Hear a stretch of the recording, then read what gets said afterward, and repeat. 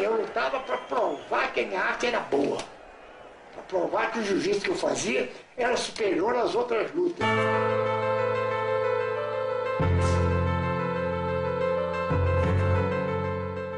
Nos anos 30, o esporte brasileiro tinha um só ídolo, o lutador Hélio Gracie. É que o menino raquítico e doente, que nunca nem sequer deu uma aula, de repente começa a dar aula, de repente se projeta, de repente se torna o maior lutador do mundo. Ele desenvolveu esse jiu-jitsu para fazer com que o jiu-jitsu pudesse ser praticado por pessoas iguais a ele, franzinas, fracas e debilitadas. Lutadores nem sabiam como perdiam. Com a mão pesada, rapaz. Ele era um guerreiro samurai dos tempos modernos. Para provar a superioridade de sua técnica, Hélio fez de seus filhos e sobrinhos um exército de lutadores.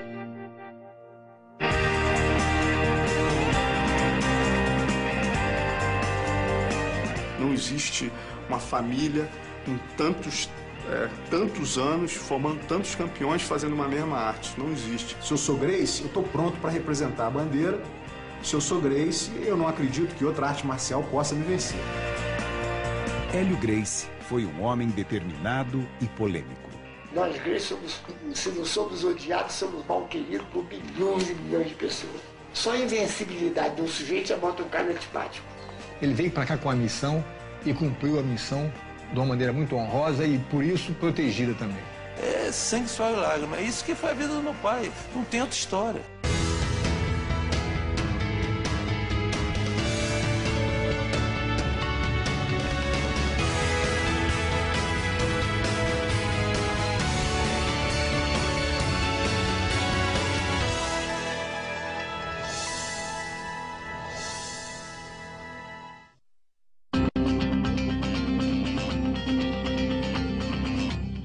Hélio Gracie foi o primeiro grande ídolo do esporte brasileiro. Nunca teve ninguém no Brasil, nunca teve nem vai ter sujeito mais famoso do que eu fui na minha época. Ao lado de seu irmão Carlos, desafiou todos os lutadores e costumes de seu tempo. Tanto Carlos quanto Hélio nunca foram pessoas modestas, no sentido de não reconhecimento dos seus valores. Pelo contrário, eles tinham uma consciência muito grande do valor deles. E essa segurança tinha um motivo, o jiu-jitsu. O cara tinha tanta certeza que a arte dele era melhor que as outras, que ele falava, ó, bota aí, 300 quilos, bota aí que eu pego. Botava desafio no jornal, isso desde os anos 30. Ele tá fundo para morrer pelo jiu-jitsu.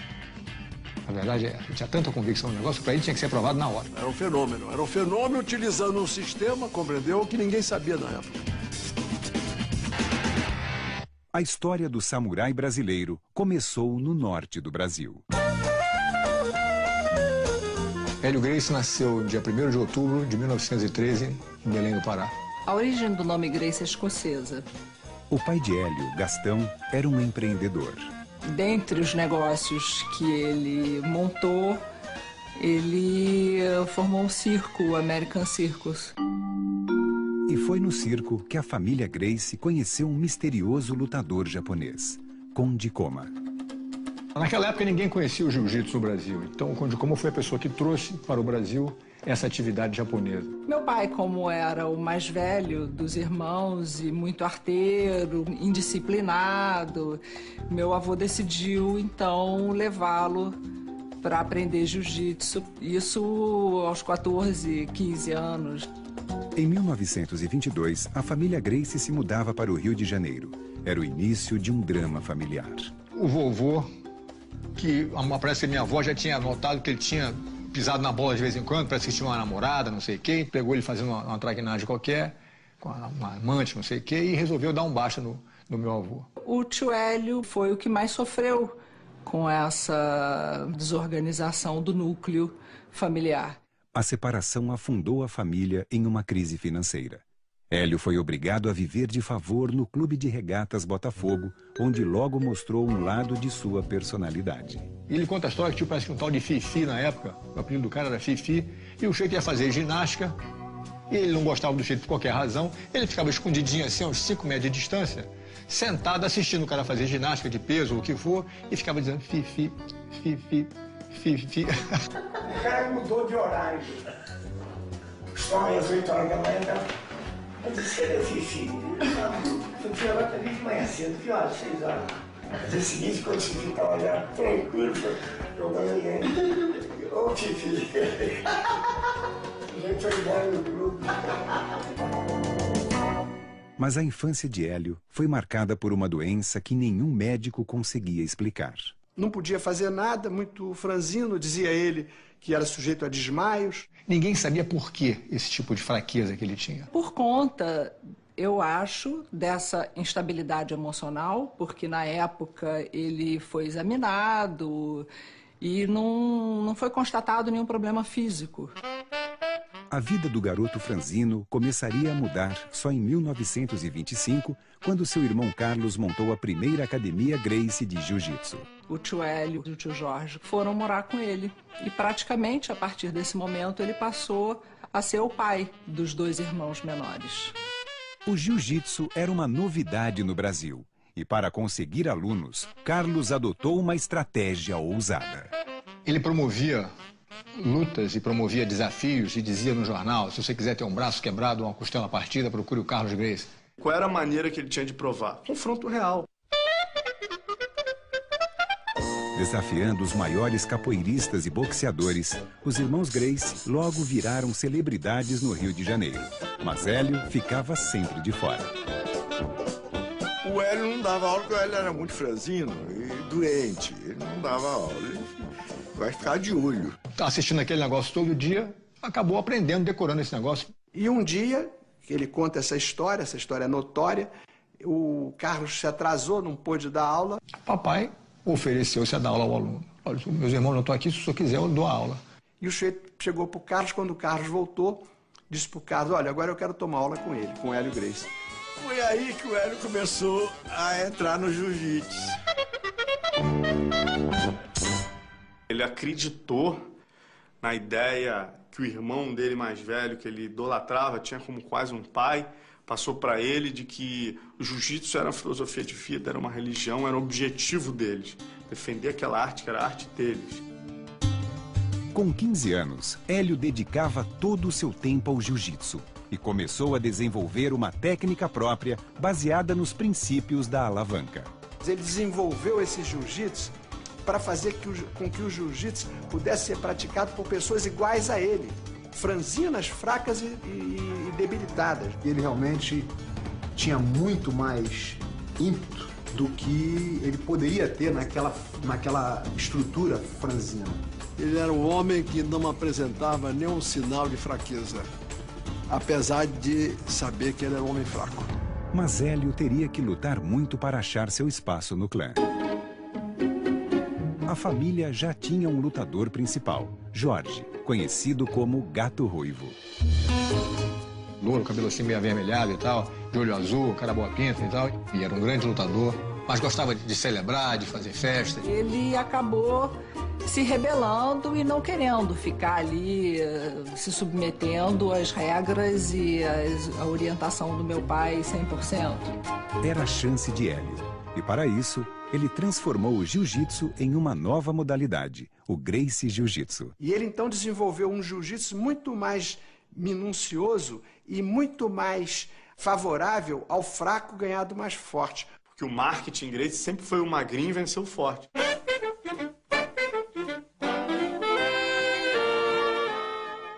Eu nunca entrei numa luta para ganhar. Não perde. Se você não perder, como é que você vai... É questão de como é que você vai virar isso tudo para você ganhar. If you're talking about an actual street fight, we know that over 90%, maybe even higher than that, end up on the ground.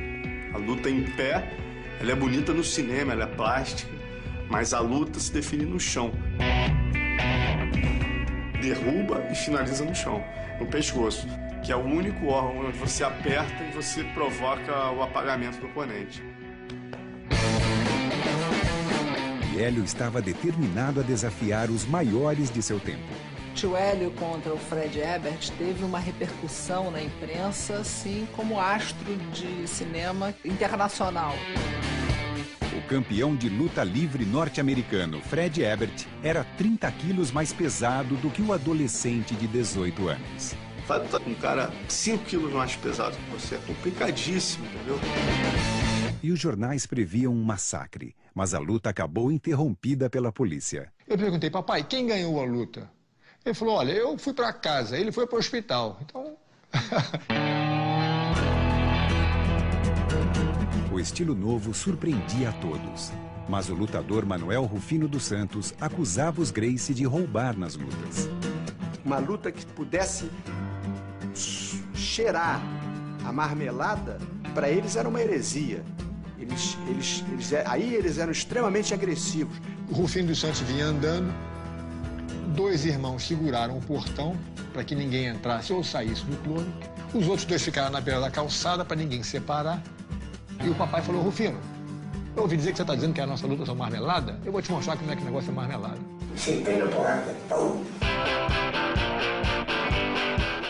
Depois disso, a relação de Hélio Gracie com a imprensa passou a ser de amor e ódio. É normal, se um time de futebol ganha de todo mundo, fica todo mundo torcendo para algum time ganhar dele. Em poucos meses, Hélio se tornaria a estrela da família Gracie.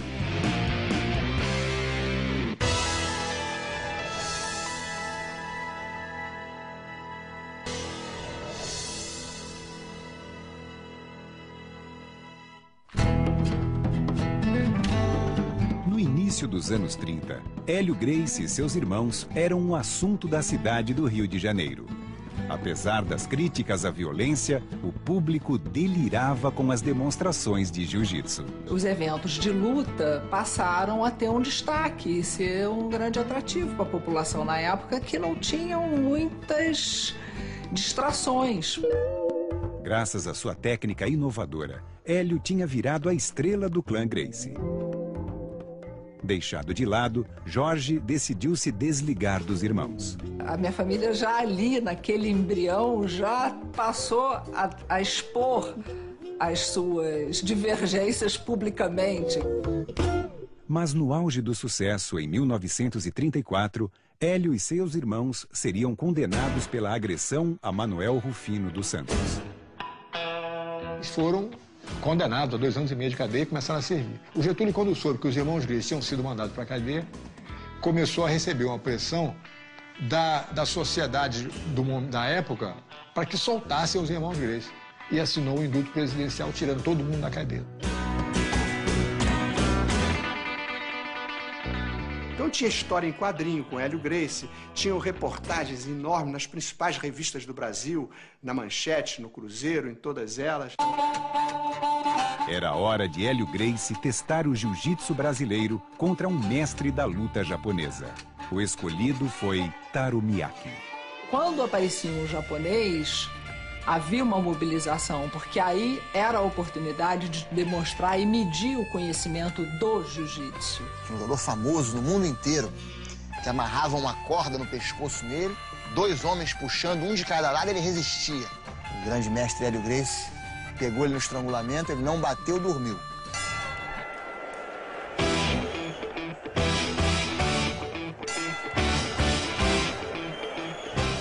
A vitória sobre Miyake levou Hélio a desafiar adversários cada vez mais impressionantes. Eles falaram, quem é para aquela bucha de quem é que vai parar esse sujeito? E com esses desafios, Miyake, Masagoshi, quer dizer, Yano, quer dizer, a pessoa de gente que lutou, o Ono, quer dizer, as lutas vinham acontecendo e o prestígio do Hélio Gracie ia cada vez aumentando mais. Hoje eu estou concluindo que os caras ficavam traumatizados com a minha presença, entende? Porque as lutas que eu tive, eu às vezes fico sem entender como é que eu consigo ganhar um quê daquele tamanho. Mas sem ódio, ele enfrentava, compreendeu? Sempre baseado, vamos dizer assim, que eu não sou melhor do que ninguém, mas a minha técnica é insuperável. There's no anger, there's control of your emotions. You control your emotions in a fight, you control your emotions in an argument. Ele sempre falou antes das lutas, meu filho, não bate nos seus adversários. Eu falava, peraí, papai, não bate nos adversários? Quando você quer dar um soco em alguém, você se expõe a levar um soco também. Mas agora é minha vez, deixa eu bater em alguém, pai, deixa eu quebrar a cara de alguém. Ele falou, meu filho, você é grande. Para ele eu era grande. Você é grande, você é forte. Se você cair por cima dos adversários, não há por que bater, arrebentar a cara do sujeito. Com as vitórias, logo veio o assédio das mulheres.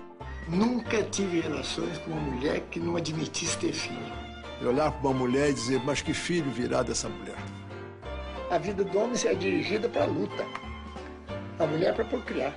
Ter um filho, 9 meses ali, cultivar, depois amamentar o filho, quer dizer, ele achava isso uma coisa tão importante para a raça humana, para o ser humano, que ele achava que essa era a principal missão da mulher. Quando eu comecei a competir, eu me lembro que ele chegou uma vez para mim e falou, nossa, você é muito bonita para estar lutando.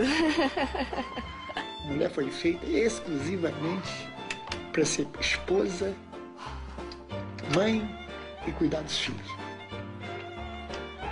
Toda mulher que não faz isso, não é exatamente isso, ela não está certa. Mas também, antigamente, as mulheres não podiam nem votar. Então, tem essa mentalidade dos homens da época, né? As mulheres não tinham direito nenhum. Mas as coisas foram evoluindo e na família Gracie não foi diferente. Em 1937, Hélio conhece Margarida, a mãe que escolheria para seus filhos. A mamãe era uma mulher muito simpática e tal, uma mulher muito fina, de muita classe. Margarida tinha apenas 18 anos e já era divorciada com 2 filhos. Seu pai era um poderoso empresário. E quando o papai se aproximou dela, o meu avô naturalmente falou, pô, esse cara é outro caça-níqueis que vem aí. Eventualmente, a mamãe resolveu que ia casar com o papai mesmo e falou, olha, o negócio é o seguinte, eu vou casar com ela, e resolveu e pronto. Era o início de uma nova fase na vida de Hélio Gracie. Mas suas lutas mais importantes ainda estavam por vir.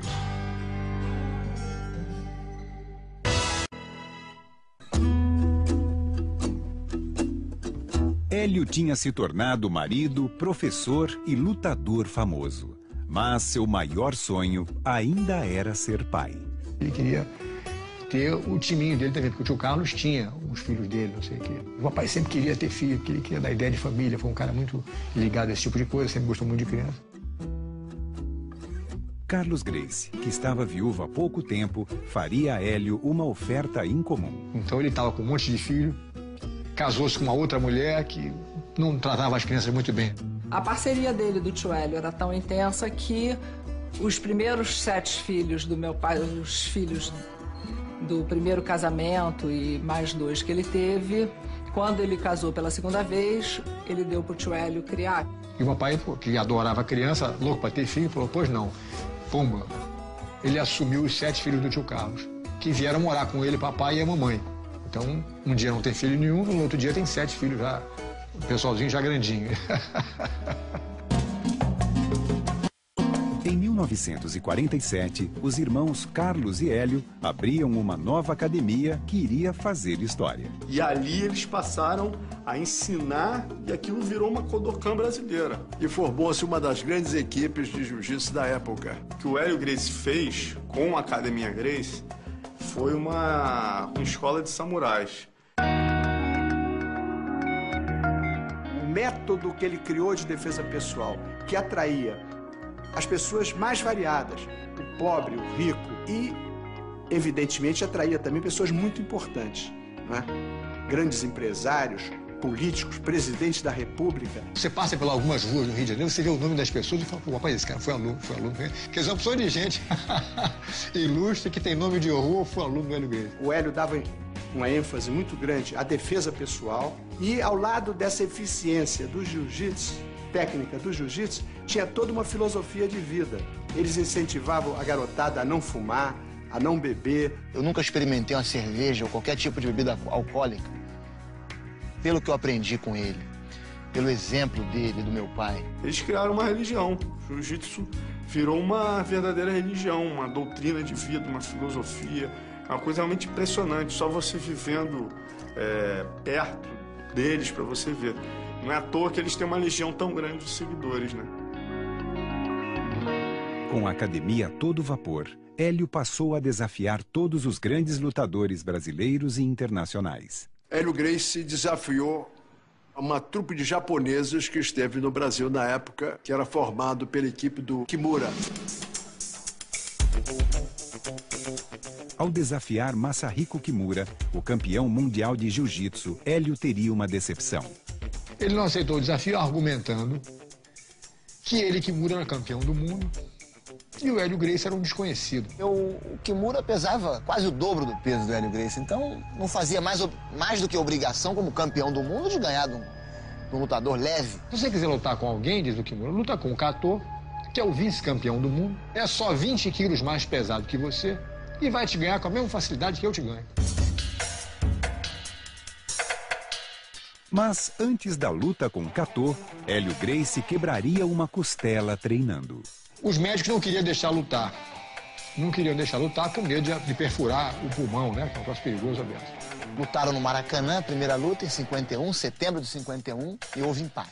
Então ele falou, olha pro Carlos Gracie, falou, Carlos, eu acho que se eu lutar com esse cara de novo, quando ele estiver bom na costela, eu ganho dele. Revanche em São Paulo.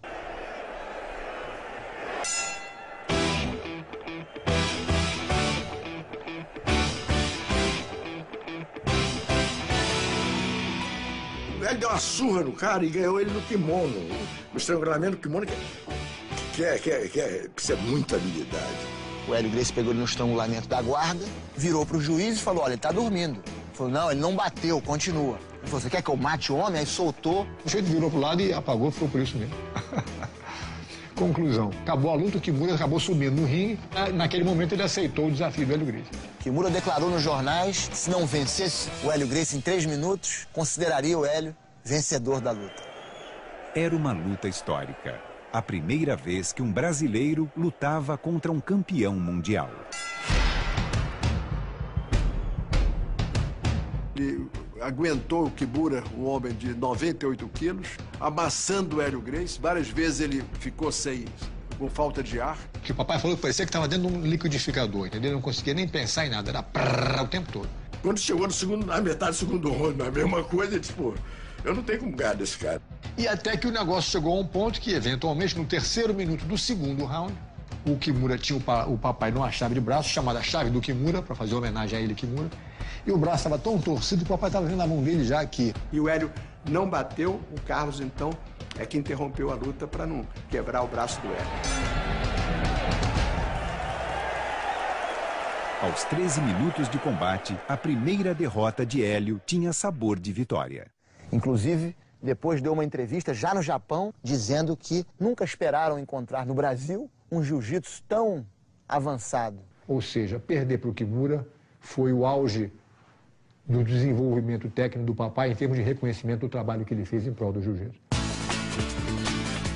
Para Hélio, só restava um desafio: criar o seu próprio exército para conquistar o mundo.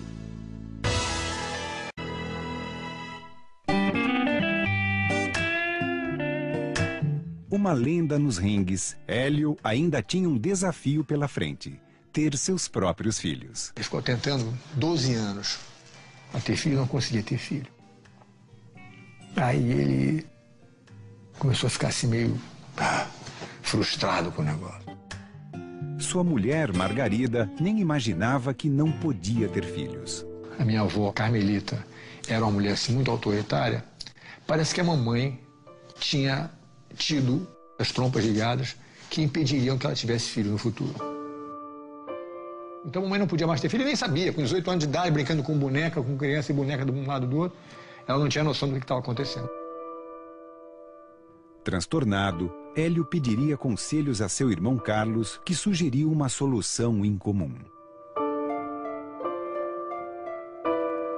E a mamãe, apaixonada como ela sempre foi pelo papai, concordou com a ideia de que o papai tivesse filhos com outra pessoa.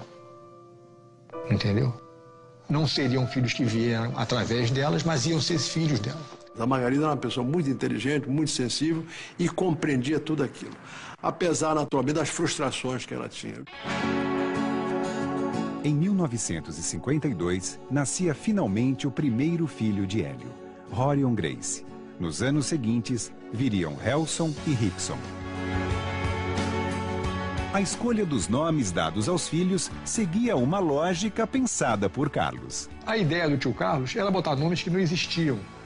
Com um nome completamente novo, a criança, não ia ter a influência das pessoas que vieram antes com aquele mesmo nome. Ou seja, abre a própria estrada, cada um com o seu próprio nome. Eu não sei até que ponto esse negócio funcionou, porque tem Grace de todo tipo. O fato de cada um ter criado a própria estrada não quer dizer que todo mundo tenha sido muito esclarecido, não. Em todo caso. E os novos Grace já saíam da maternidade destinados para o jiu-jitsu. Já sai rolando, né? Já nasce rolando no tatame. O brinquedo é o kimono. A academia é onde tem o playground. Era isso. No primeiro aniversário, 1 ano de idade, o bolo era um ringuezinho com os bonequinhos vestidos de kimono. Até hoje, quem nasce Grace vai ser sempre lutador. Para continuar a tradição. Depois, se tu quiser fazer o que você quiser fazer, você faz. Mas uma vez vocês vão ter que entrar no ringue. Já tive essa conversa com os meus garotos. Tem um de 13, um de 11 e um de 8. E a menina de 4 pergunta, e eu, pai? Você também.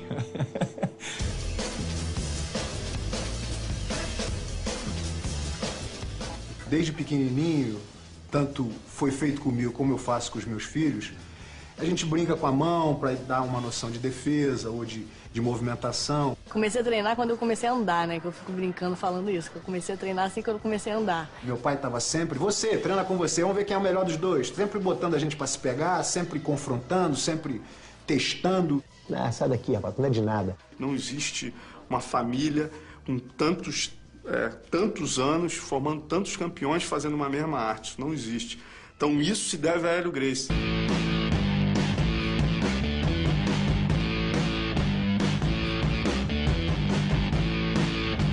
Meu pai sempre foi um general. E o general só é um bom general quando ele tem bons soldados. Afinal de contas, ele estava criando líderes. Isso é uma coisa que na família Gracie tem muito. Tem muito líder e muito chefe, pouco índio. Para abrigar a família que só crescia, os irmãos Hélio e Carlos compraram uma casa em Teresópolis que se tornaria o retiro dos Gracie nas décadas seguintes. Era a casa, nunca vi uma casa tão maravilhosa. Era quase que você manter um hotel, era uma estrutura de hotel. Os frigoríficos cheios, as dispensas sempre cheias, compra era um batalhão mesmo. As pessoas passavam de carro do lado de fora da casa, em Teresópolis, viam aqueles kimonos pendurados, tudo arrumadinho, certinho, parecia camisa de força. Depois você olhava no gramado central da casa, na lona que tinha no gramado, o pessoal treinando, parecia um asilo de louco, que a pessoa, todo mundo, 35 crianças se embolando um com o outro. Eles formaram, de fato, uma tribo. Era uma comunidade, a comunidade Gracie. E para alimentar a tribo, Carlos criou uma dieta especial. O Carlos criou um regime alimentar espetacular. Se os brasileiros todos seguissem, nós éramos super-homens. Essa alimentação era baseada na combinação dos alimentos, para que não desse fermentação e para que não desse acidez, para que não enfraquecesse o organismo para as doenças degenerativas e infecciosas. Baseado nessas conversas, eu vou lá do meu irmão. Estou com 89 anos. Não me lembro o último dia que eu fiquei doente. Não me lembro quando é que eu fiquei doente. Não sei. Se eu, Rório, hoje tiver que escolher, fico com a dieta ou fico com o jiu-jitsu, eu escolho a dieta. The Gracie diet is the beginning of all discipline in the Gracie family, and that discipline serves you in so many ways that you can't even imagine. E o resultado disso é que o pessoal realmente cresceu de uma maneira muito saudável. O papai atribui a saúde dele para poder lutar 3 horas e 45 minutos com o Valdemar Santana, que é a luta mais longa da história, porque ele estava com a saúde que permitiu ele fazer isso. Porque nenhum leão luta 3 horas e 45 minutos. Esta luta histórica seria a sua última luta oficial. Valdemar foi criado com suquinho na Academia Gracie. O Hélio deu toda a sabedoria e o caso dos Gracie era Gracie. Por influências de inimigos do Hélio, resolveu desafiar o Hélio, e o Hélio, com aquele espírito guerreiro que ele sempre teve, né?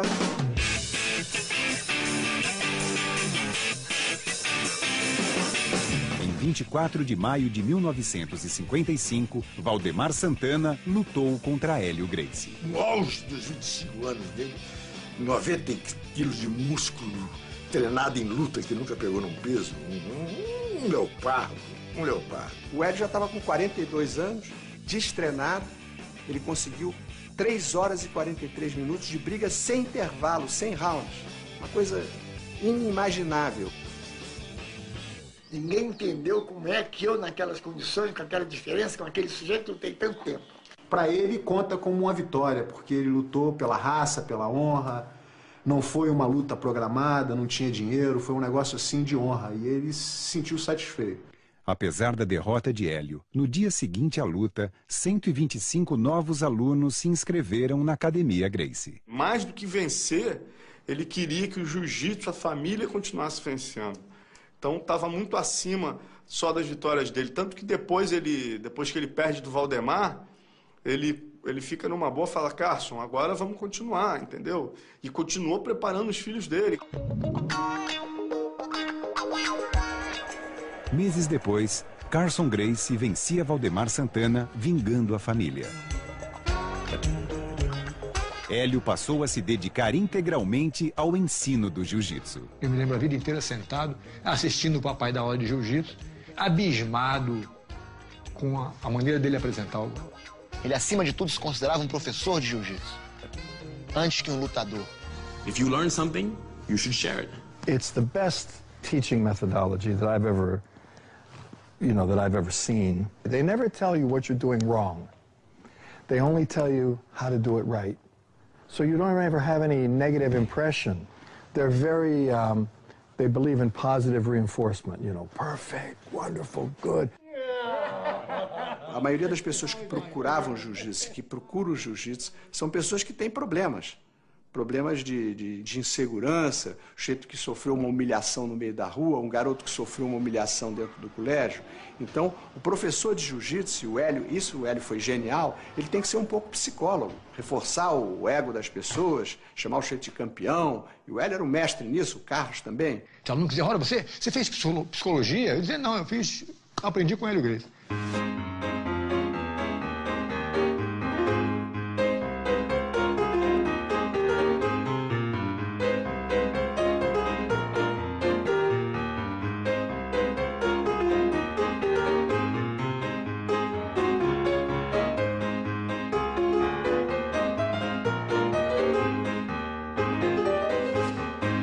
Que é um merda para se sentir um homem. É frouxo para se ficar valente. Tem preço isso. Quero ver o cara ficar melhor do que eu. O método de ensino que o papai desenvolveu para poder atender o aluno é um troço que realmente é inigualável. É o que a gente faz até hoje aqui na academia com muito orgulho. A gente existe para preservar essa memória e esse tipo de ensinamento. Mas com 3 filhos, Hélio ainda sonhava com uma família grande. E eles viriam de um relacionamento com Vera, uma funcionária. Tá voltando da academia e ele me perguntou, meu filho, você gostaria de ter mais irmãos? Eu falei, claro, papai, gostaria de ter mais irmãos. Ele falou, quanto? Eu falei, se eu pudesse, eu queria ter mais 20 irmãos. Ele olhou para mim e falou, olha, você não tem mais 20 irmãos, não, mas você tem mais 4. Mesmo sabendo da existência de uma outra família, Margarida continuou casada com Hélio. Porque o papai sempre dormia lá em casa toda noite. O cara era um artista mesmo, entendeu? Ele não ia dormir fora fim de semana, não existe. Toda noite ele dormia na minha casa. Eu, sendo um caçula de uma primeira geração, eu acompanhei várias vezes a minha mãe chorando pelos cantos. Mas o negócio não vai poder mudar, já existe a situação. O papai decidido a continuar apoiando os filhos novos, que tem que apoiar mesmo de qualquer maneira, eu concordo 100%. Ele deu apoio à situação das crianças, a mamãe não ia ficar sozinha, então ela concordou e aceitou a situação. Mas a Margarida era uma pessoa que foi, vamos dizer assim, envolvida naquela visão de filhos. Não era a visão da mulher em si, a visão dos filhos, do respeito aos filhos, compreendeu? Ela, inclusive, chegou a ter um relacionamento com a Vera, saíam, faziam aquela junto. Quer dizer, aproximaram-se uma das outras. Mas eu não sei se no fundo do coração ela jamais gostou disso. Eu tenho a impressão que ela não gostava dessa situação. Mas eu cresci chamando a mãe do Robert, Margarida, de mãe também. Quer dizer, a minha mãe era mãe, a Margarida era a mãezinha. E ela introduzia meu filho também. E que Hélio ainda viveria para ver seus filhos transformarem o Gracie Jiu-Jitsu em um sucesso internacional.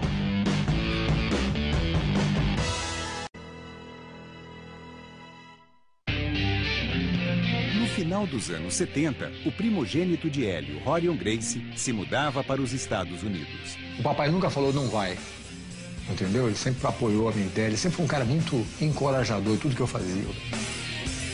Fritando hambúrguer, quebrando pedra, lavando vaso. Passou um monte de sufoco, pediu esmola na rua e tudo. Quando eu cheguei, ele já estava dando aula na garagem. Ali, o jiu-jitsu começava a ganhar o mundo. Bota desafios em jornais. Você gosta de apanhar, então venha na minha garagem. E eu avisava os alunos que eu tinha na época para ver um cara de karatê para brigar comigo amanhã, terça-feira à noite. E o cara aparecia e o pau comia na garagem. A garagem em Los Angeles logo atraiu alunos famosos. You think you're gonna hold me down for 4 seconds? I can hold anybody down for 4 seconds. You know, after that, maybe yes, okay, get a good hold. So I grab his Ed, please, like a man. So I grab him, you know, ready, go, boom. He's on top of me. And that was it. I said, where do I sign up? I have to learn this. Enquanto Rorion e Royce conquistavam os Estados Unidos, Rickson, treinado por Hélio, se tornava um dos melhores lutadores do mundo.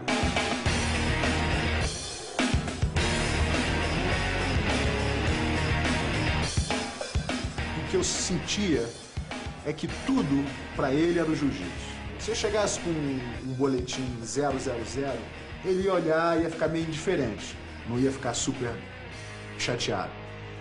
Mas se eu ganhasse uma luta, era a hora certa de eu quebrar o velhinho.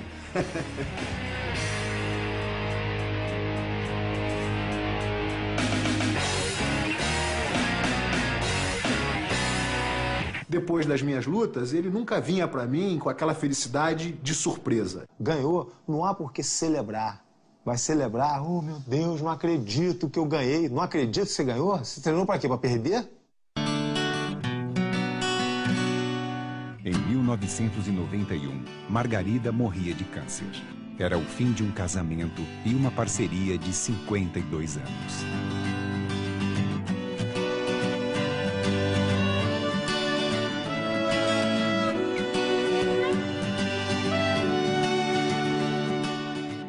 Depois que a Margarida morreu, meu pai ligou para todos nós, pedindo a mão da minha mãe em casamento. Eu lembro de rir e falar, claro, papai. Deixa eu pensar um minuto. Pode casar, sim. No ano seguinte, Rorion tinha uma ideia que ia transformar o jiu-jitsu do pai em uma febre. Vamos fazer um evento, que é o UFC, né? Onde a gente vai colocar numa jaula representante de todas as lutas e só um vai sair. Tinha que ser redondo para não ter um canto, para o cara não ficar preso no canto. Quer dizer, tinha opção de porquê que a gente fez isso. Antes a gente pensou em fazer um negócio com um jacaré em volta, entendeu? Com uma cerca elétrica. Pensamos em tudo que é tipo de ideia. Isso é Hollywood, né? Então apareceu karatê, apareceu muay thai, apareceu boxe. E os caras não tinham a menor ideia do que esperar. Mas vale tudo, vale murro, cabeçada, soco, pontapé. Eu falei, vale tudo. Então, no final, eu consegui reunir um grupo de pessoas, 7 lutadores, que eu achei os mais qualificados possíveis na época, e botei o Royce para competir também. Se na família, a propósito, você tem que lutar para receber essa chance. Porque todo mundo quer ser bom, todo mundo é bom. Para encarar o desafio, Hélio foi para os Estados Unidos treinar seu filho Royce. Eu ia levantar peso, ele ia junto. Se eu fosse nadar, ele sentava e ficava assistindo nadar. Mas estava quase que vivendo, através de mim, a luta, a vida. E foi um sucesso, porque o Royce, o cara magrinho, a gente olhava para ele, tinha pena do Royce, coitadinho, a gente vai fazer o que ali dentro? E o Royce venceu a todos eles, provando que o jiu-jitsu era e é a arte marcial mais eficiente no combate corpo a corpo. O orgulho dele, a alegria dele com isso realmente não tinha tamanho. porque era um sonho realizado, de levar o jiu-jitsu para o mundo. Que ele tinha razão no que ele queria provar, a arte dele era melhor. Mas em outubro de 1994, Hélio recebia a notícia da morte de seu irmão mais velho, Carlos. O relacionamento do papai com o tio Carlos era um troço que não existia, fora de série. Ele sempre foi uma pessoa carismática e com muita influência sobre meu pai. Ele praticamente direcionava os passos do meu pai. Ele sempre falou, o tio Carlos foi um pai para mim. Pouco depois, o Gracie Jiu-Jitsu chegava ao outro lado do mundo e Rickson se tornava um ídolo no Japão. Bem, isso para ele foi um motivo de orgulho tremendo, porque o Rickson lutou, na primeira luta que fez no Japão, lutou com um aluno direto do Kimura, o Ishii, e venceu. O orgulho que ele tinha quando eu estava me aquecendo, a expectativa que ele tinha que eu ia fazer um bom serviço, o reforço dele nas minhas costas, era uma coisa que aumentava o meu poder e sempre me dei bem por causa disso. Com quase 90 anos, Hélio mantinha-se ativo, seguindo os filhos pelo mundo. Até os 90 anos, ele todo dia botava o kimono e dava uma aula particular. Ele não parou nunca. Ele continuou com a cabeça funcionando até os 90 e tanto que ele viveu, né? Ficava aqui na academia, dobrando toalha. Pra fazer um suco de melancia, deixa que eu faço. Era o primeiro a correr pra cozinha. Quer dizer, tá sempre aqui ajudando, trabalhando com os alunos, brincando. Tinha que tomar cuidado com a tradução. Às vezes tinha um forte e ele manda esse mais forte de todos vir aqui, mas manda ele me segurar com força mesmo. Então, às vezes, a gente tinha que traduzir o negócio um pouco. O papai pediu pra você segurar ele. Ele fala, mandou ele segurar com muita força? Mandei, papai. Como é que você defende a cabeçada? Mas se tu fechar o olho, tá brigando, tá lutando com um garoto. Quando você abre o olho, você vê um senhor de 90 anos, frágilzinho, magrinho, com a mão pesada, rapaz.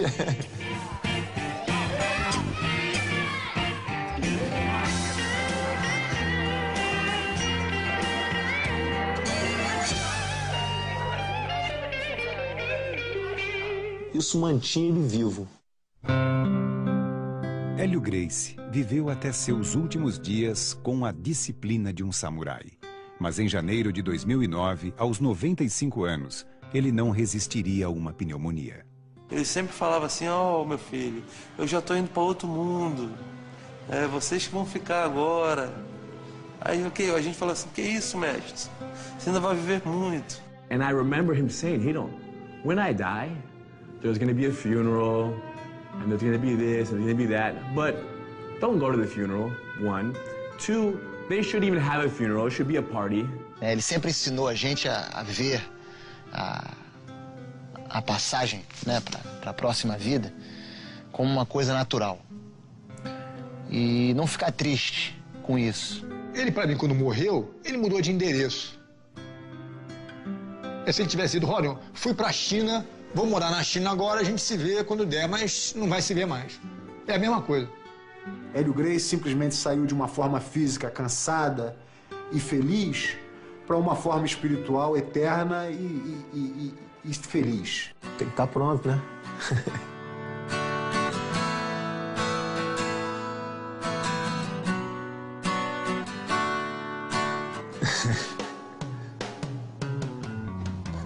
Isso é muito.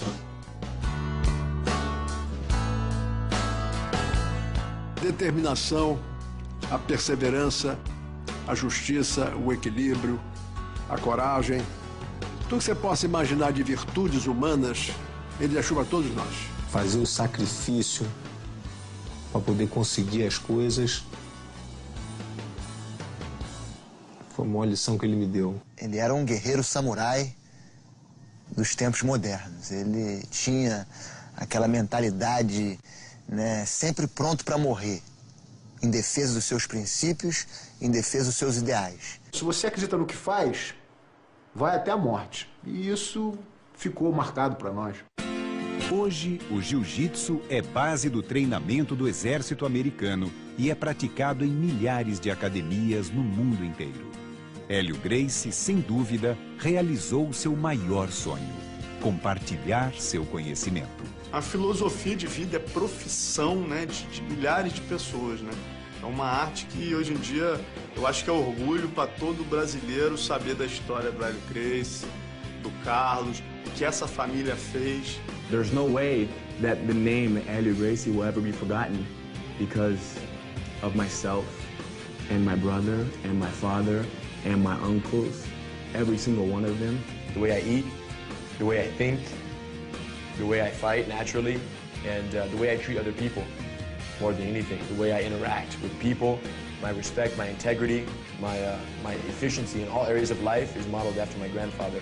Isso é muito legal, né? De você ter uma família que todos os seus ídolos são seus parentes. E é isso, é continuar o trabalho que ele fez, porque a gente nunca pode fazer demais por ele. O cara é tão excepcional, tão especial que...